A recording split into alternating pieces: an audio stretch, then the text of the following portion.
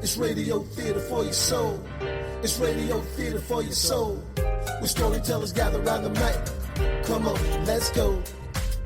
Live readings, traditional, contemporary, original, scripted plays, film, and poetry. Where storytellers gather around the mic to be with your host, Miss Shanice C.L. Coleman, a.k.a. Courageous Love. Always just a color above. Yeah.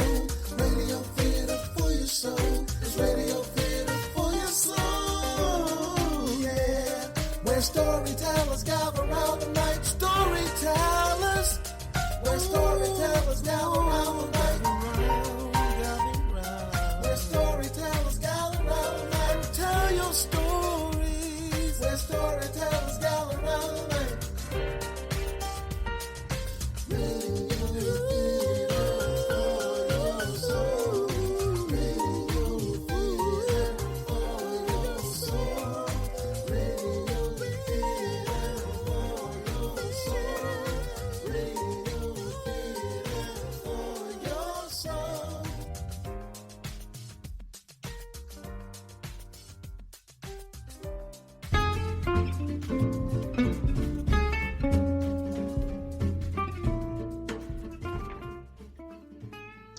Hello, Radio Theater for Your Soul audience. Thank you so much for tuning in and welcome to Season 7 of my radio show.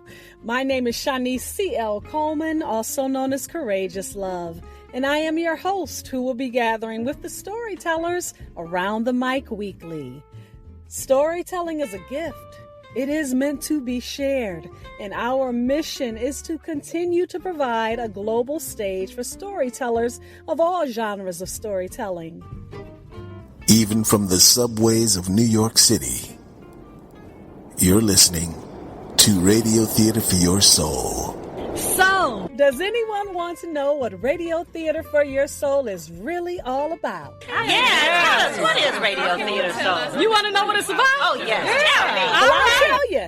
In a nutshell, it is all about storytelling and storytellers, featuring voices, unique voices, the written and or unwritten words during this broadcast, podcast, episode, show, whatever you prefer to call it. I call it internet radio, our global stage, as mentioned earlier, our gathering place around the mic that virtually replaces the baobab tree, where all kinds of stories continue to be shared. So please stay tuned. You're listening to Radio Theater for Your Soul, where storytellers gather around the mic. Gathering around the mic to share their voice is another great featured storyteller with another great story. Enjoy. Hey there, sweet beans. You are now listening to Nethia Heyward coming to you live from New York City. And I would say I feel like I am about to dictate a dating profile to you. I like long walks in the park. I like food. Just kidding. So college educated, NYU, purchased college, still paying for it. And I grew up to be a funny educator, a funny teacher. And I am the founder of Private Comics, Inc. It's an educational entertainment company. And I hope this story inspires you to take a leap of faith. And of course, if you like more of these stories and some entertainment at your event, please feel free to reach out to me. So check me out at www.privatecomicsent.com. That's PRIV as in Victor, ATE. Comics, COMICSENT.com. Or you can email me at privatecomics@gmail.com. So listen and enjoy. So this is the story about how I ended up living in China back in from 2020 to 2021. I spent a year and I would say four months in China. Now here's the story of how it happened. Now first I got to take you back to May of 2019.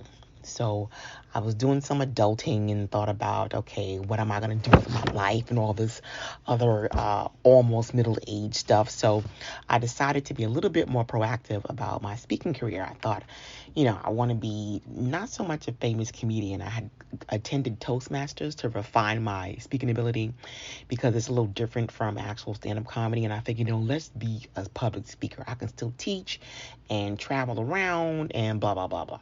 So I didn't want to go back to the classroom. So I said, let me just Uber because there seems to be some money in that. So let me just Uber. So I started renting a vehicle. And they had this thing where when you start to Uber, you can rent if you didn't have a car. I didn't have a car at the time, so I started renting the Uber car. So I'm rolling around New York City looking like a cab driver, but to me, in my brain, Uber driver is not the same as a cab driver. But anyway, so I'm Ubering, and I ended up renting a vehicle that actually cost me, it put me in debt, and I'll explain that later on, okay? All right, so this is May of 2019. Now June comes, and at this time I actually had my own car. This time I had bought a Honda CR-V because I was seeing how it wasn't very cost effective to actually rent the Uber vehicle because of the fact that I ended up in debt. So it was actually more affordable to have my own vehicle. So I had this cute little red burgundy Honda CR-V. So in June, I meet this guy named Chemistry, this really nice white guy. And I'm in this ritzy neighborhood in Upper Westchester, and I get that little ding-a-ling on the Lyft app, actually, to go into this ritzy, fancy, rich neighborhood up in Westchester. So I pull up, and there's two guys there, and I'm waiting and looking at them like, okay, well, which one of you is Chemistry? Let's just say his name is Chemistry. And they're looking at me. I'm looking at them like, hello, didn't you guys call a Lyft? And they're like, oh, okay, yeah, I'm him. So come to find out, it's the guy's brother. And so Chemistry gets in the car and he starts yapping his gums. And I'm like, this guy's talking a little too much.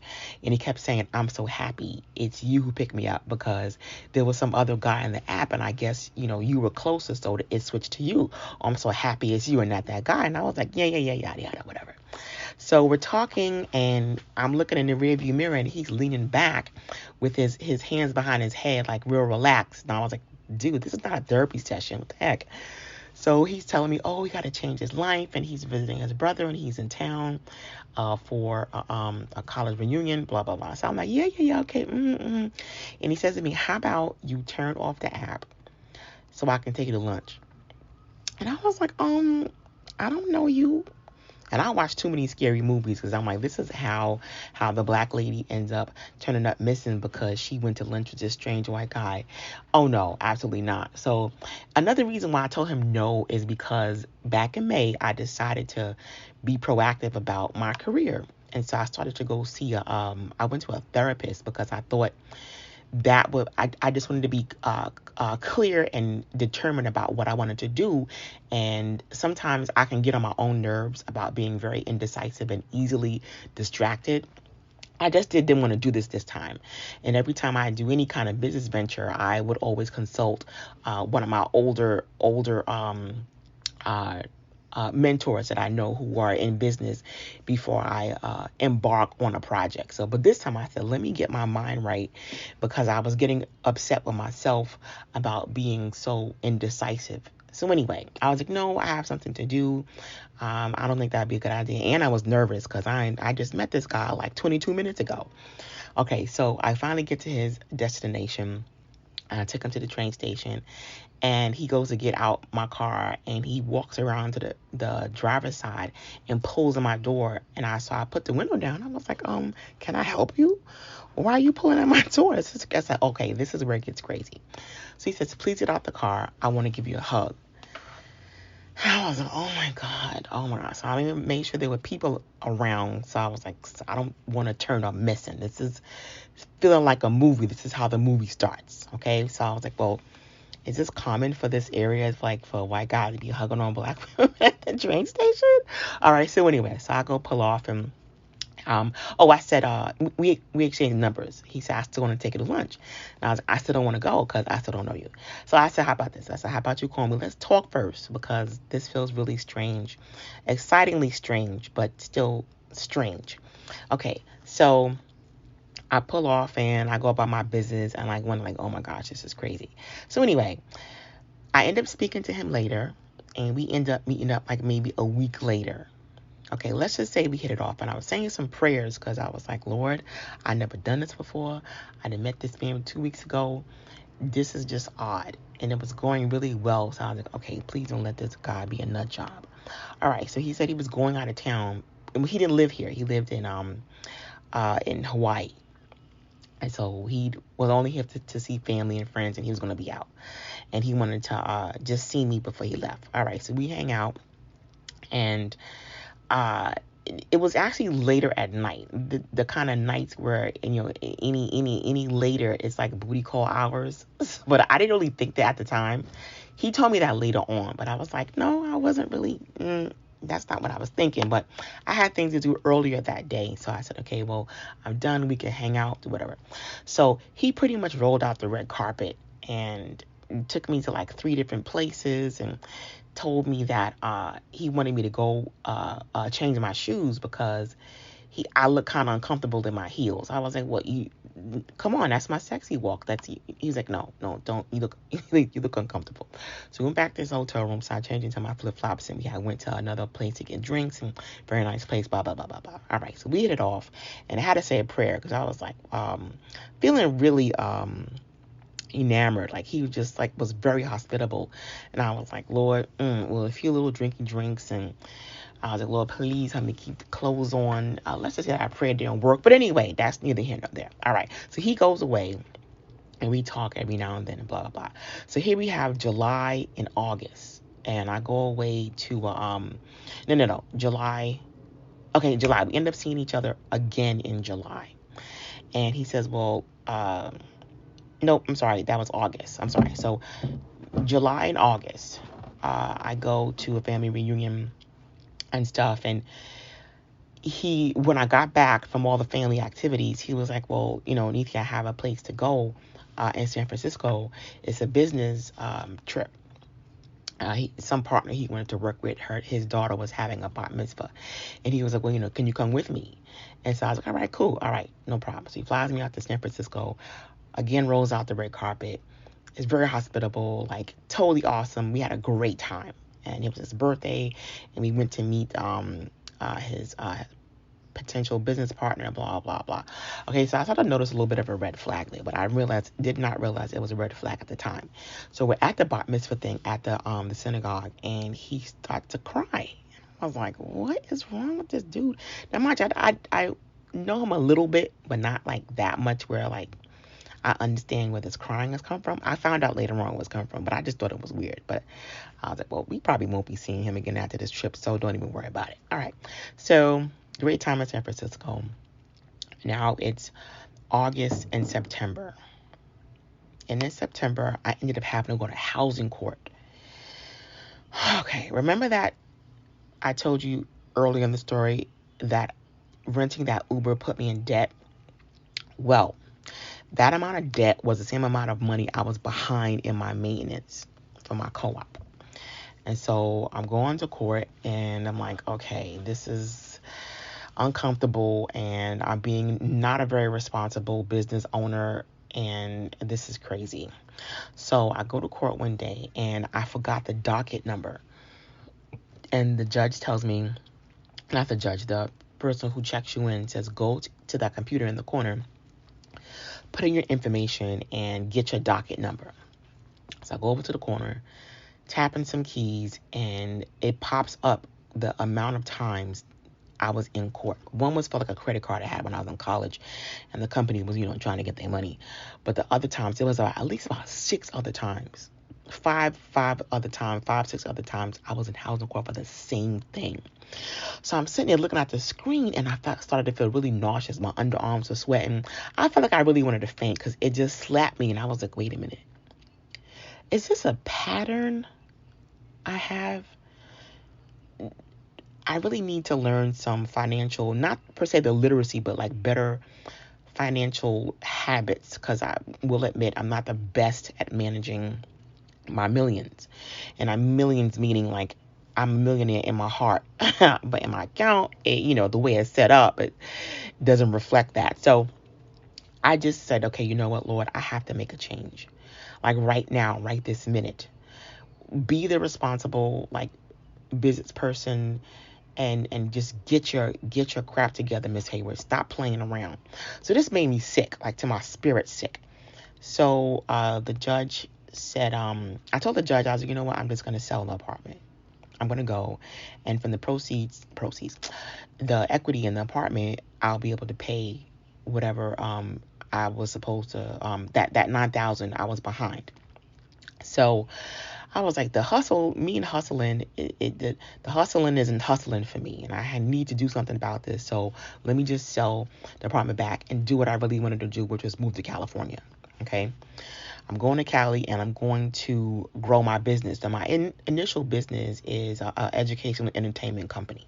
So basically, I just provide staff, if it's not me, for interactive and fun workshops and stuff, and staff comedy shows for like retirement parties and for corporate staff outings, team bonding, all that good stuff. So I said, I'm gonna do this, but I'm gonna do it in California, which is where I really wanted to be. Okay, so I go home and I go to the storage unit I had downstairs under the building, and I go on and I see some mold on the stuff in there. So I know this is unhealthy. So I was like, you know what? I'm just going to throw away all the stuff that I don't need. And some things in there didn't belong to me. So I was like, look, I got this stuff.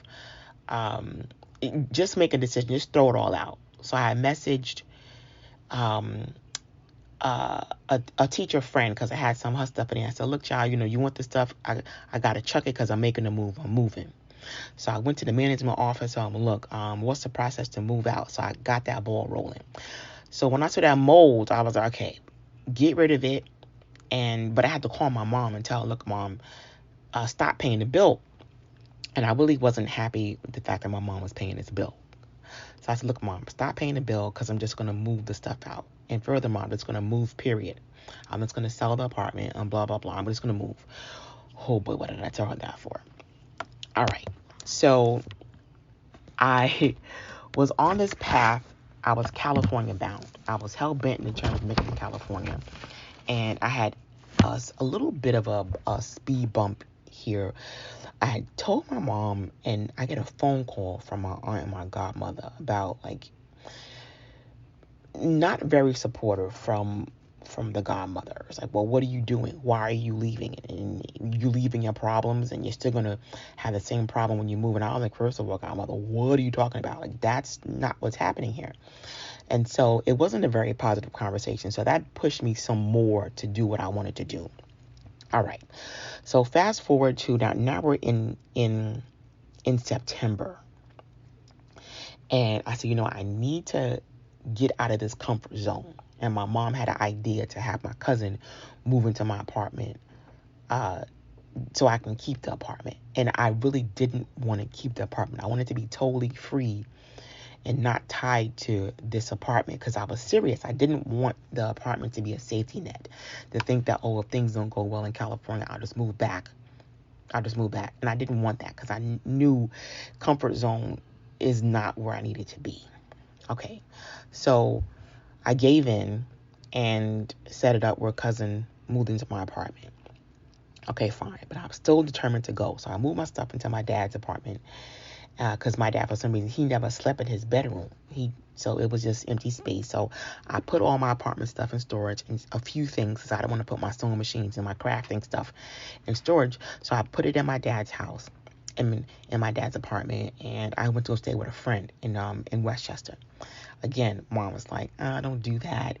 Your friend is married. You shouldn't move in there with her and her husband. And I was like, Mom, I have to. So I called my friend, and I was like, Sean, can I just rent a room? Because my friend had a room in her condo that she rented out, for extra income. So I said, if you don't have anybody in there, I just need 30 days. I just have to get my head together because this is serious. So I went to the counselor and explained what happened with the counselor. And she said, all I really had was stress. And I felt the stress was because I really wasn't living up to my potential. All right. So I'm chilling at Sean's and everything is going good. And I decided to get on to Indeed.com. And I typed in speaking, public speaking engagements, a public speaking teacher or instructor. All those things that keywords that will bring up what you want. Okay. So up pops teach in China. So I was like, oh, I don't think I really want to do that, but it sounds interesting and it has everything I need. But you know what the heck, apply. So I pressed apply, and I think it was like a really half-assed apply. It wasn't, they asked for a cover letter, but I was like, well, look, I have enough experience. If they want me, they want me. I'm not sending no cover letter. So lo and behold, I get an email the next day, and I'm looking at the email like, oh shoot, is this really happening? So I read it and I said, you guys really want me, huh? Okay, you know what? Go ahead, just reply and set up the interview. All right, so I had the interview by Skype. And she asked me all these questions. Well, what would you do if you saw somebody who you thought was the person you knew, but it really wasn't? Because I guess that can happen a lot in China. You think you see somebody and it's not who you think it is. So I said, I answer all the questions. I would just say, hey, how you doing? I wouldn't make a big deal out of it, but I would feel like, oh, sorry, you're not. Okay. Hey, have a great day. So whatever I told her obviously worked, because a few days later, I get an email saying, welcome aboard. I was like, welcome who aboard? What? Are you really? So in the course of a week and a half, I went and got accepted to teach in China. I just stared at the email and I read it like, no, this isn't. Like, fool, you applied for this. Yes, it's real. Let's go. So the lady, she ended up emailing me and calling me. I was like, Nethia, did you see the acceptance? Like, are you going to accept it? You have to press accept. I was like, I'm sorry. I'll go press accept. I was just so excited that, you guys really want me. So I went and pressed accept. And she says to me, you have to have $2,000 to come here. Will you have $2,000? I was like, yeah, sure. Lying through my teeth, y'all. I had $2,000 in spirit. Told you I'm spiritually rich. I'm wealthy when it comes to spirit. But the pocket really wasn't saying that. All right, so I told you this is between September and October. So my baby cousin was coming up to New York for her birthday. And she was having a birthday party. And I said, I'm going to break the news to my family at the birthday party. Because it's, a bit much to say, hey, y'all, I'm going to China tomorrow. I'll see you later. Bye. So I get to the party early. And my mom and my cousins, like 3 cousins, were there already. So I said, before everybody comes, I want to tell you guys I got accepted for a job in China. And so I hadn't told my friend yet. And I did tell her all I wanted was 30 days. And this was actually day maybe 20, 24, 25.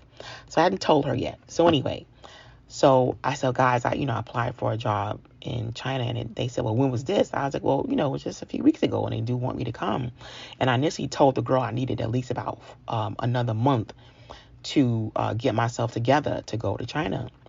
Because I had a car and I had to decide what to do with the car, and I have an apartment, blah, blah, blah. Basically, I'm kind of making excuses and almost self-sabotaging this opportunity. But I think God was like, if your monkey behind does not go on this thing, I'm going to break your neck. That's what, like, in my spirit, that's what I felt the God telling me, like, don't do this. Don't mess this up. So anyway, so I'm sitting here talking to my mom and my cousins, and one of my cousins said, well, Nene, hold on one second. Let me talk to you for a minute.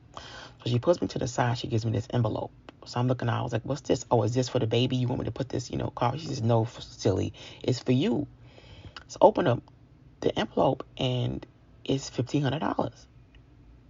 And I got really weak in the knees, child. I felt like I had to pee and my underarms were sweating. She said, what's wrong? I said, what is this for? She said, well, I had some business, a business deal go through, and I'm just giving this to you because I think you can use it. I think she kind of knew like what I was going through with the housing. I think my mom told her when I was going through with the housing court. And so she was like, here. And I was like, oh my God, cousin, thank you. I almost passed out. Because I told you I had the $2,000 to go to China, but only in my spirit. And here she's slapping me with, $1,500. Now let's go back a little bit. A week ago, prior to this, me and Chemistry was still talking. And I told him that I was going to China. And he was, oh my gosh, that's great. I said, but I'm going to, my cousins are going to take me out for my birthday. So we're trying to figure out what I'm going to do for my birthday because I won't be here. My birthday is in November. So I won't be here. And, just figuring out, what I'm going to do for my birthday. He said, well, for your birthday, since you won't be here, I'll send you a gift. And I was, oh, that's nice, but you don't have to do it. He says, no, I really want to, because you going to China is a really awesome thing to do. So he wires me an odd number. It was like $999 he wired me. And I was like, oh my gosh, Chemistry, thank you so much. He says, no, I want to support you in this. This is a pretty big deal, although I'm nervous about you going over there because he does international traveling work too. And he was like, I'm just concerned about you being there by yourself. So I said, no, I'll be fine. And lo and behold, I had more than $2,000 to go to China. So the flight was free. The job paid for everything. The employer took care of everything, the hotel. And so I ended up leaving on November 4th, much quicker and sooner than I expected to leave. And I was like, Lord, how am I going to do this? So I did some research, meaning I watched some YouTube videos about going to China. And the time I went was during this major conference. And there may have been a chance I get there and the hotel not take me because they don't take foreigners when they have really important events because of, somebody may be acting silly. They don't want any acts of terrorism, blah, blah, blah. So good thing I watched that video because when I got there, it happened. I get to the hotel that the employer set up for me, and it was like, well, we don't take you. So I watched enough videos to learn how to communicate once I got there. And plus the person who hired me, she gave me some tips and told me what to do. So here I am, y'all. I am in a whole nother country. I technically went into the future because I left on November 4th in the morning, and I got there basically 12 hours into the future. That felt really trippy. Okay, so the jet lag hadn't kicked in yet because I'm so excited that I'm in a different country and I'm really trying to communicate. Like I'm really doing this. I'm on my grown folk and right about now. So I was like totally excited. So I had messaged my friends and family that I made it to China, and I'm in this hotel and I just lay in the bed and I was like, Lord, what just happened? And I pretty much kicked into hyper mode, and back in New York, I went to get my passport. The visa, and my mom helped me do some stuff, and I'm looking at her like, Mom, I'm really doing this. And so I get there, and I still couldn't believe I was there until maybe a couple of months later. It hit me I was there when I got there in November. Chinese New Year is a month and a half after what we in America celebrate as Christmas and New Year's Eve. And so it's Chinese New Year, and we get the announcement at the job to stay inside. And so the supervisor at the job was like, Nini, the government wants to shut down the city because of the COVID. So we're learning about COVID, and all of the New York tough, all of the New York Explorer seeped out of my little twinkie toes, and I would just stare into space. I was like, what? Don't go outside. Lockdown. What's that? What? Wait, I'm sorry. What? Teach from home. Why? Now, I had a real nice apartment, but I wasn't expecting to spend 4 months in an apartment. I really wasn't.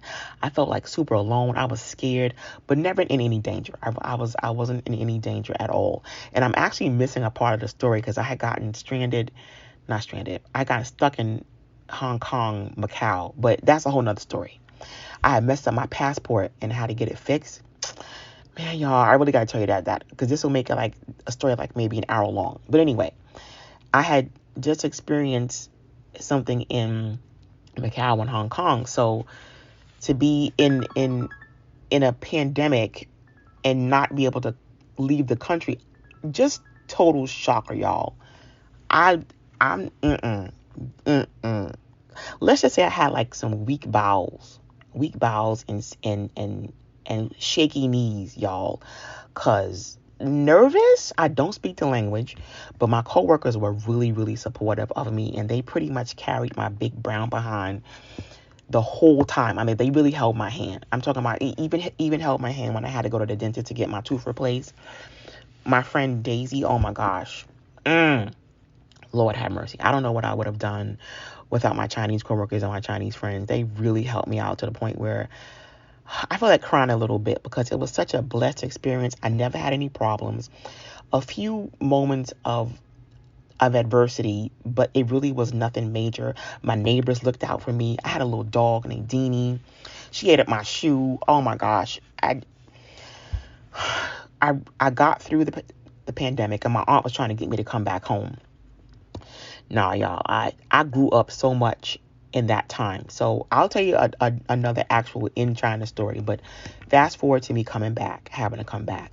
So in September of 2021, September of 2020, that is. No, was it 20? Okay, anyway, September of 2020, I get a phone call from my dad that he had a stroke. And I was like, okay, what does that mean? And my cousin upstairs in the same building was helping my dad out. And I have other family members who were helping, but it got to be too much because we're in a pandemic and you can't move around the way we normally do because of this pandemic. Now, we had already finished with the pandemic. All we were doing was wearing masks and, checking your temperature going into the malls and stores. And so, I have to come back to America, and you guys were experiencing a lockdown again. I was like, Lord, I don't want to have to do this again. But it was getting to be a little too cumbersome trying to make appointments with my dad from a whole nother country, and I'm 12 hours ahead. So it just got so bad to the point where they was like, Nene, please come home because we can't do this. We need somebody, you need to be here because it's really difficult trying to take care of your dad, just us.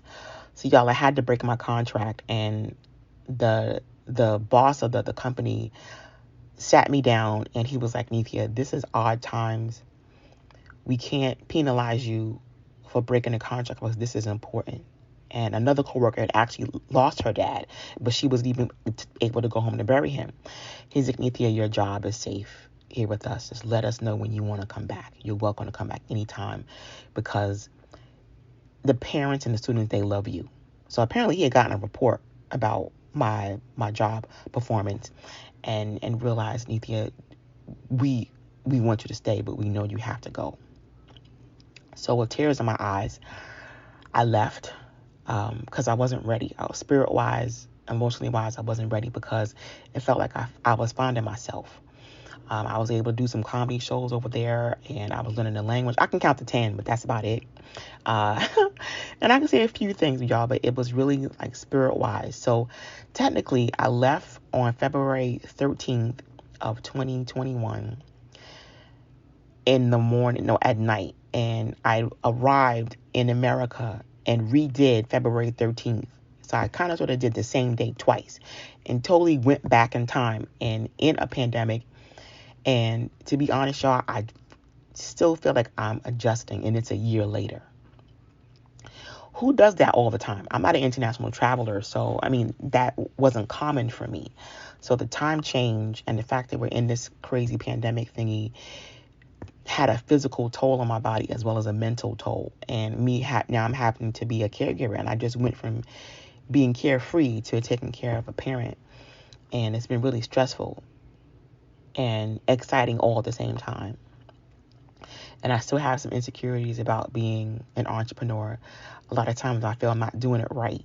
And I feel like I don't have I'm not as wealthy as I am spirit-wise. But all the time, or this whole time, I know for a fact God was carrying me, and I could actually feel it sometimes.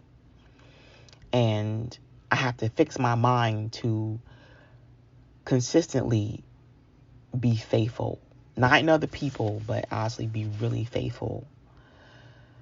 And it's really interesting. I feel like I'm going through an adult version of puberty at times. And I know for a fact God is carrying me. I really do. Unfortunately, I don't talk to chemistry as much. He ended up being, I'm just going to say a pothead as well as use a booger sugar, if you know what I'm saying.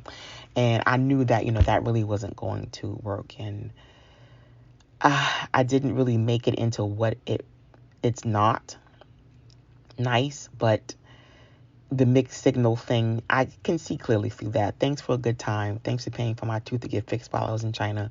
Thank you for supporting my Chinese journey, but that's a no. So I'm still single. I'm single.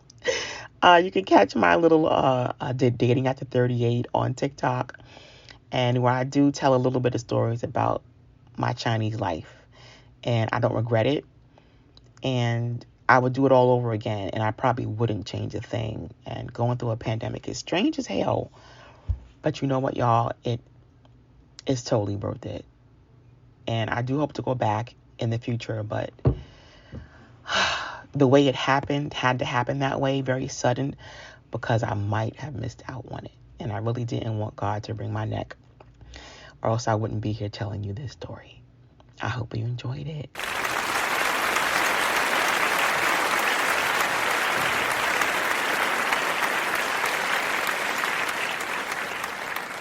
You're listening to Radio Theater for Your Soul with your host, Shanice C.L. Coleman.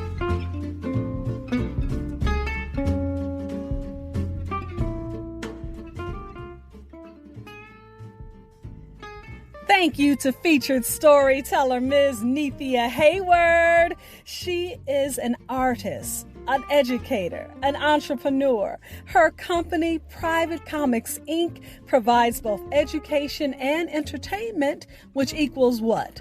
Edutainment. Yes, Nethia Heyward can be contacted directly at www.privatecomicsent.com. That's privatecomicsent.com. Also via email at privatecomics@gmail.com and via Instagram at datingafter38. And that's the number 38. So it's datingafter38. Also, she can be found on TikTok at When Dating After 38. When is spelled WHEN, dating after the number 38. When Dating After 38. Also, she's on YouTube. Search for her by name, and you will find her there too. Her name is spelled Nethia. That's Nethia, last name Heyward, Heyward. Now, if you missed any part of Ms. Nethia Heyward's China story here on Radio Theater for Your Soul, please go back and listen anytime, as often as you like, and wherever you listen to podcasts. You can also listen on our website at radiogathering.wixsite.com/radiogathering. And please follow us at Radio Gathering on Facebook, Twitter, and Instagram. Listeners, Season 7 has one more new show for our spring series here at Radio Theater for Your Soul. Now, the focus has been solely on the stories being told. It has been all kind of stories and all kind of storytelling. No interview segment with the storytellers as in previous episodes. However, stay tuned to find out if the interview segment will return in the future. The vote is out, but for the meantime, please do not hesitate to connect with the featured storyteller via their requested form of contact or via Radio Theater for Your Soul. They are waiting patiently to hear from you. And finally, I sign off weekly with a poem, or what I call a poetic offering. My eyes open and I salute the brilliance of morning. The fuel of my soul begins to blend with its warmth. Something beautiful vibrates within my bones. I breathe with ease and my body is rested. My heart beats in harmony with the birds. Oh, I rise, stretch my arms, hands, fingertips. I touch the ceiling, for I am 10 feet tall. I have gathered all the yesterdays. Yesterday it was brave to struggle, but on this new day, it will be brave to win. That poetic offering is titled New Day, written by yours truly. This is Radio Theater for Your Soul, where storytellers gather around the mic. I am your host, Shanice C.L. Coleman, also known as Courageous Love. A big thank you, shout out to God, family, friends, ancestors, and you. Thank you so much for listening. It's radio theater for your soul. It's radio theater for your soul. Where storytellers gather around the mic. Come on, let's go. Live readings, traditional, contemporary, original, scripted plays, film, and poetry. Where storytellers gather around the mic to be with your host, Miss Shanice C.L. Coleman, a.k.a. Courageous Love. Always just a cut above. Yeah. Radio theater for your soul. It's radio theater for your soul. Yeah. Where storytellers gather around the mic. Storytellers. Where storytellers gather around